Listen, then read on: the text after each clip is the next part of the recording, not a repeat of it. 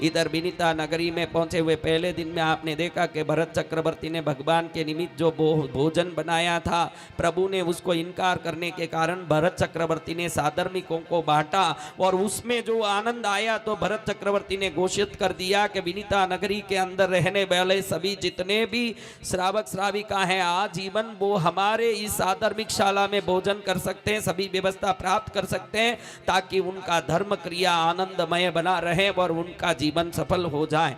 इस प्रकार से भरत चक्रवर्ती की साधर्मिक भक्ति भी आपने देखा।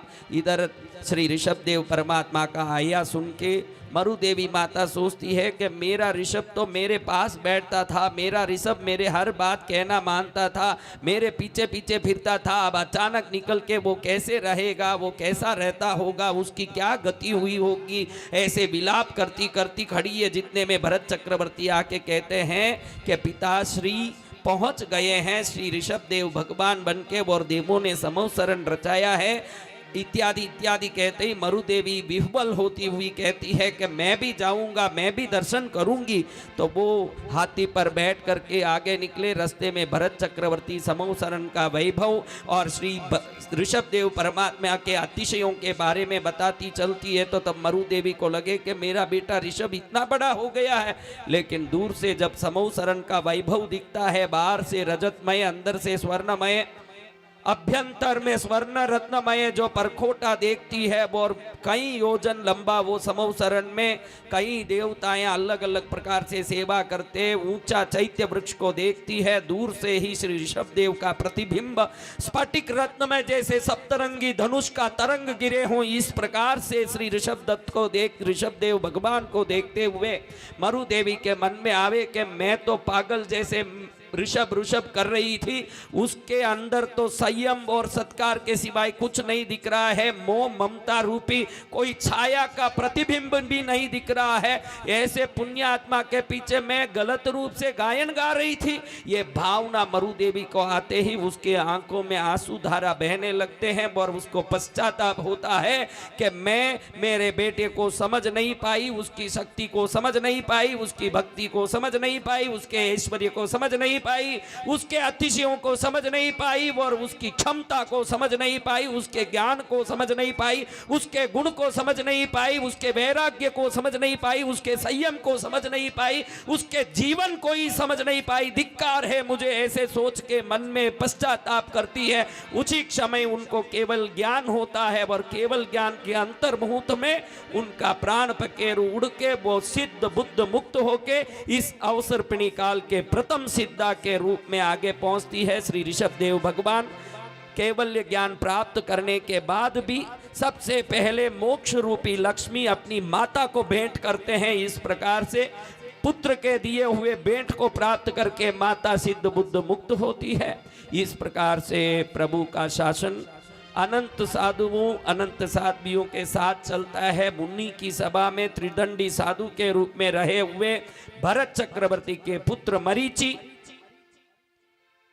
आगे चल के महावीर बनेंगे, तीर्थंकर भी बनेंगे, चक्रवर्ती भी बनेंगे, वसुदेव भी बनेंगे। ये घोषणा भरत चक्रवर्ती को ऋषभ देव करते हैं तो मरीचि के मन में अहंकार आता है, वहां से वो दुर्गति में जाते हैं, तीन भवभाग। तो इस प्रकार से ऋषभ देव परमात्मा का शासन हमारे सभी प्रकार के आज के क्रियाओं का बीज बोने वाला शासन बना।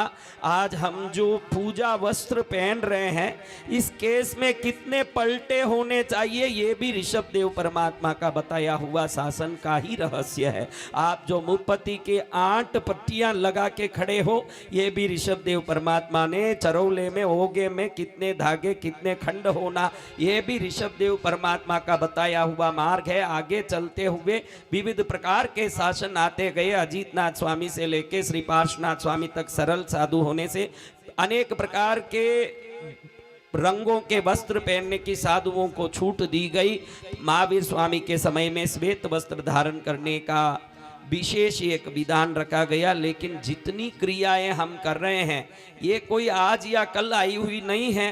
प्रथम तीर्थंकर भगवान महावीर के भगवान ऋषभदेव के समय से आए हैं। इसमें कोई शब्द के फेर हो सकते हैं, कोई प्रकार के चीज़ों में फेर हो सकते हैं, लेकिन सिद्धांत में कहीं कोई फेर नहीं है। ऐसे ऋषभदेव स्वामी अंतिम में अष्टापद नाम का भव्य हिम स्थान पर पहुंच करके अनशन सहित अपने साथ अनेकों राजाओं के साथ अपने अनशन से काया का निरोध करते हुए प्राण वायु को खींच के आज्ञा चक्र में स्थापित करते हुए सहस्रार को जागृत करने की कोशिश करते हुए काया का उत्सर्ग करके सिद्ध बुद्ध मुक्त हो करके प्रथम तीर्थंकर का मोक्ष गमन का दिव्य कल्याणक सभी इंद्रों से करवाते हैं। इस प्रकार से हमने आज बान्य 2300 तीर्थंकरों का चरित्र देखा है और हमने समझा है, और कल हम बहुत कुछ समझना है। कितने भी तीर्थंकरों की बात समझ लें, कितने भी प्रकार से हम कई चीज़ों को सुन लें, लेकिन हमको कैसे रहना चाहिए ये नहीं सुने जब तक हमारा तो ढीला ढाला काम ही रहेगा। कल का दिन पहला दिन था पर्यूषण के कर्तव्य का दिन, दूसरा दिन था वार्षिक कर्तव्य का दिन। ये सब 3-3 घंटे 4-4 घंटे चले। आज तो 15 मिनट ही बोला, क्योंकि मैं सोच के ही आया था कि आज ठीक है चलने दो। और तीसरे दिन हमने पौषद का 9 घंटा सुना, दोपहर में 3.5 घंटा, रात में 5.5 घंटा। और अगले दिन हमने महावीर स्वामी का चौथा स्वप्न श्री लक्ष्मी तक सुना, फिर जन्म वांचन सुना, फिर कल बाकी का पूरा इतिहास जैसे अमृत धारा पी रहे हों इस ढंग से सुन लिया। कल भी 3 घंटा चला। आज हमने अन्य 23 तीर्थंकरों का सुन लिया। कल आपकी कहानी सुनाऊंगा, कल की कहानी आपकी है। आज तक सुना जो तीर्थंकरों की कहानी, अन्यों की कहानी, कल मुझे समय बहुत चाहिए, इसलिए आप किसी भी प्रकार से कल फटाफट ये पानी पीने का खाने के चक्कर में आप जीवन को कल नष्ट मत कर देना। कल के दिन फिर नहीं सुनोगे तो अगले साल पर्यूषण में ना जाने मैं कहाँ रहूँगा, ना जाने आप पहुँच पाए। अब पहुँच गए हैं, पहुँचे, यही मेरी भी भावना है कि भाई आप पहुँचो, लेकिन जो पहुँचे हुए हैं यहाँ पहले लाभ ले लें, फिर पहुँचने की बात। कल पहले लाभ लेने के लिए कल सुबह 5:30 बजे प्रतिक्रमण करना है। कितने बजे? और 6:30 बजे भक्तामर 7 बजे तक पूरा करके फटाफट आपका देव वंदन अन्य क्रिया करके फटाफट निपट करके मंदिर जाके आप मंदिर में थोड़ी पूजा भी देख लें, यहाँ आके बारसा सूत्र का श्रवण भी कर लें। और मैं ठीक कल 1 बजे यहाँ पाठ पर बैठ जाऊंगा, उधर ही पूजा होगी 1 बजे। मैंने अश्विन गुरु जी को कह दिया 1 बजे पूरा करना, वहीं से सीधा आके यहाँ बैठने वाला हूँ मैं 1 बजे। तो हम बैठ के सब आलोचना करेंगे, क्योंकि प्रतिक्रमण में आलोचना में फर्क ये है, प्रतिक्रमण को आप समझ नहीं पाते हैं, आप एक क्रिया के रूप में कर देते हैं। आपको लगता है कि ये सब बताया शास्त्र में तो उठक बैठक करूं मैं, लेकिन आपको उसका कोई लेना देना, इतना साल से करके आपका कोई बोझा उतरा हुआ नहीं है। तो कल आलोचना में हम पहले 84 लाख जीव योनियों से क्षमा कैसे मांगते हैं इसको अच्छी तरह से भाव के साथ करेंगे। और प्रतिक्रमण के बाद जब शाम को प्रतिक्रमण संवत्सरिक प्रतिक्रमण हो जाएगा, उसके बाद मैं आधा घंटे का एक क्रिया कराऊंगा। उसमें हम जितने हमारे जो वैर बंधे हैं उन सभी गांठों को कल खोल के सर्व प्रकार से निर्मुक्त होंगे। मैं यही बोलना चाहता हूँ कि मेरे जीवन में 2 लोगों का सहयोग अगर नहीं होता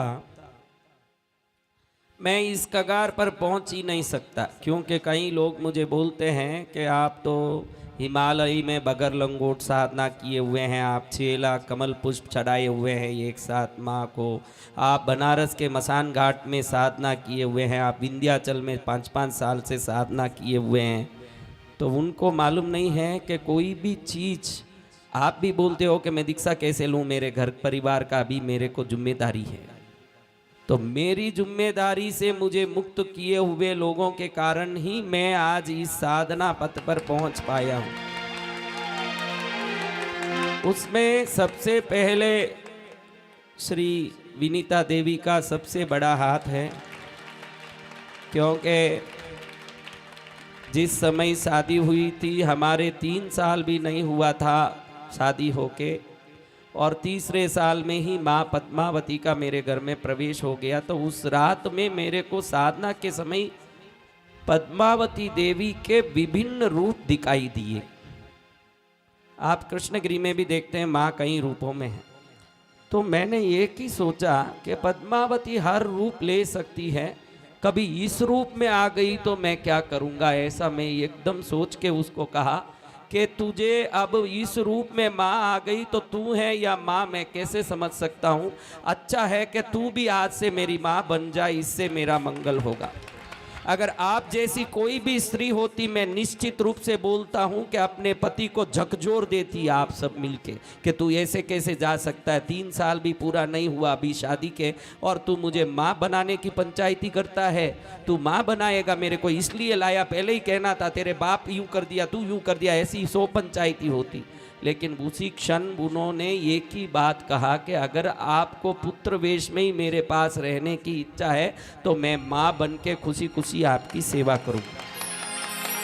और आज इतने साल में मैंने उनको पूर्ण रूप से पद्मावती, मैं साक्षात यही बोलता हूँ, एक पद्मावती मूर्ति के रूप में बैठी है न, एक पद्मावती मेरे लिए गोचरी बनाती है। तो इस भावना को प्रकट करने वाली एक विभूति मेरे पास मिली, बहुत भोली सरल सीधी। आज भी हमारे संसारिक घर के पैसों से ही वो कमरे का पूरा खर्चा चलता है। आपको खुला बता दूं कि उधर आने वाले सब राशन हमारे संसारिक पैसे से आते हैं, सब्जी, बिजली, वहाँ का सब व्यवस्था, हर एक छोटा सा टुकड़ा भी हमारे पैसे से आता है। हम कोई इस तीर्थ का रोटी खा के इन परिवार को नहीं बैठाया है, पूरा खर्चा वो अपने संसारिक परिवार से चलाते हैं। उल्टा वहाँ रहने वाले कई लोग रोज कम से कम मिनिमम 40 से 50 लोग, उस घर में है ही 3 लोग, लेकिन कम से कम 50 लोग वहीं खाने जाते हैं। सागरमल जी ने घर के शुक्रवार की बात कही, किसी ने कुछ कही। आज 15 साल बाद भी आज तक भी उस घर में रोज 50 जन की 3 टाइम साधर्मिक भक्ति हो रही है। और उस बाई की ही कृपा है कि मैं साधु पने में टिक सका। और मेरे ऐसे साधु बहुत आपने देखे होंगे जो उपाश्रय में जाके बैठे रहते हैं, उनका परिवार कहीं अलग है, वो बहुत इजी बात है। लेकिन नीचे ही घर के संसारिक लोग रहते हों, उनके पास ही रहते हुए उनको मातृवत देखना, ये कितना बड़ा पवित्र बात है, ये आप कोई समझोगे तो ही समझ पाओगे, ऐसे समझना बहुत मुश्किल है।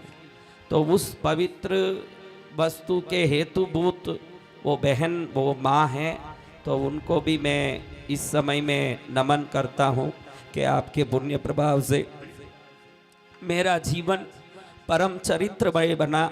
और आपके ही प्रताप से मैं निर्विकारता क्या है, मैं आपको आज से 18 साल पहले छोड़ा और आज तक भी मैंने किसी स्त्री को माता के सिवाय अन्य दृष्टि से नहीं देखा, तो इसमें आपका बहुत बड़ा हाथ। और दूसरा, ये भाई एक मेरे जीवन में 2 ही मेरे ऊपर प्रभाव डाले हुए हैं, तीसरा कोई नहीं, क्योंकि भक्तों को तो भक्ति करना उनका कर्तव्य है। 2 ही लोगों ने मेरे पूरे जीवन में प्रभाव डाला है। एक तो ये माता जिसको मैं मातृवत पूजता हूँ, आपको पता नहीं है, आज बताऊँ खुला, किसी को पता नहीं होगा।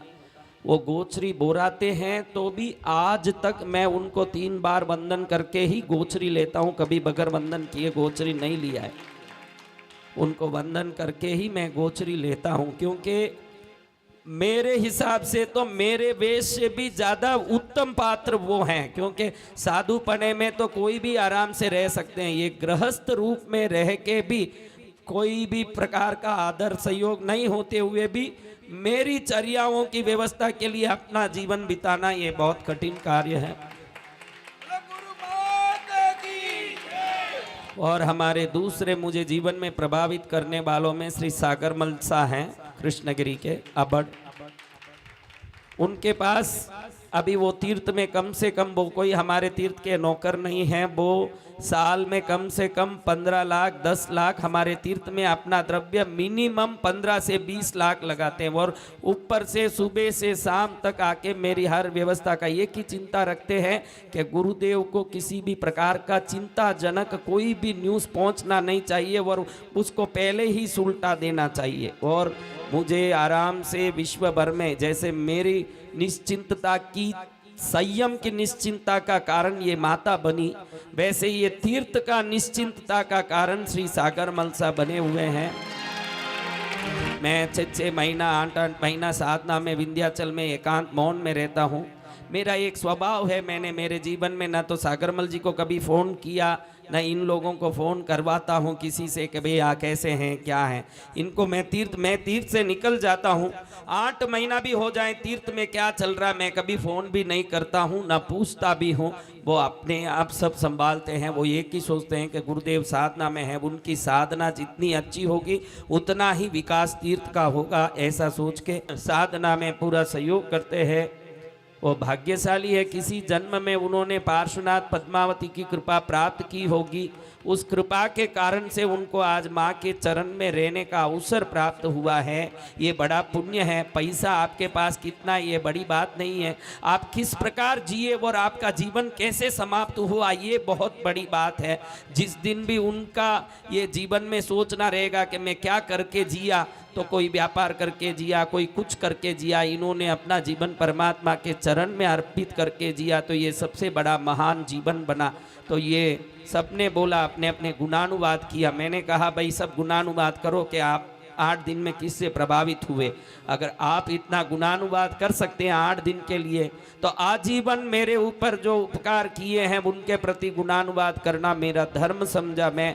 इसीलिए इन दोनों के प्रति मैं अपनी जो भावनाएं हैं इसको व्यक्त किया हूँ। दोनों का जीवन मंगलमय होगा।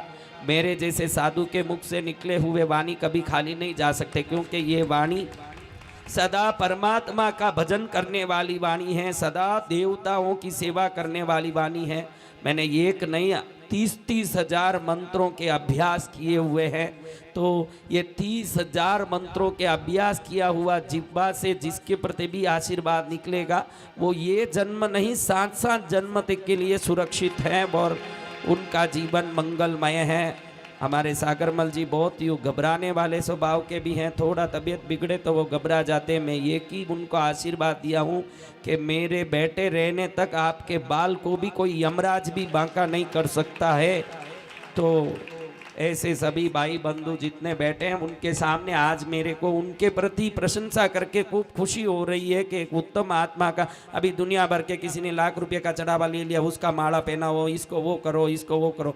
जीवन भर जिसने ये तीर्थ के ऊपर अपना जिंदगी निचौवर किया, ऐसे पुण्यशाली आत्मा के लिए 2 शब्द कह के आज मेरी आत्मा में भी अति प्रसन्नता है। अब हम मंगल पाठ सुन के, श्री गौतम स्वामी केवल ज्ञानी होने के कारण वो पाठ में विराज नहीं सके। सुधर्मा स्वामी, जम्बू स्वामी, प्रभु स्वामी, स्वयंभू स्वामी से लेकर के आचार्य परंपरा में बैठे हुए सभी स्थविर गणधरों, आचार्यों, पन्यास आदि समस्त सभी गच्छों के, सभी पंथों के, सभी परंपरा के साधुओं को मैं नमस्कार करता हूँ। दिगंबर आमनाय, श्वेतांबर आमनाय में 20, 22 पंथी, 13 पंथी, स्थानकवासी, मूर्ति पूजक परंपरा के सभी साधुओं को मैं कोटि कोटि वंदन करता हूँ।